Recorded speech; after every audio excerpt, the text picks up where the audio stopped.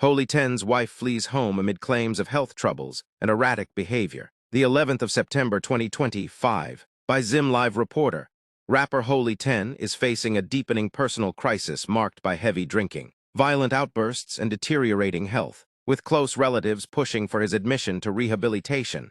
Zim Live has learnt. The 26-year-old musician, born mnangagwa, has in recent weeks displayed erratic behavior both online and at home. His now-deleted Instagram rant last Sunday, accusing President Emerson Mnangagwa's twin sons, Sean and Collins, of seizing back gifts including a Harare house, stunned fans, but also revealed growing personal instability. Sources say the artist, who is currently in South Africa, has been verbally and physically abusive towards family members, prompting his wife to flee their Arlington home in Harare, citing safety fears. Behind the scenes, Holy Ten is reportedly battling high blood pressure and complications linked to liver and pancreas damage, conditions believed to be worsened by excessive alcohol use. He was briefly hospitalized, but has resisted long-term rehabilitation. Holy Ten is at a crossroads. Without medical intervention and detox, he risks destroying himself, one associate said. The turmoil caps a downward spiral dating back to his fallout with dancehall star Winky D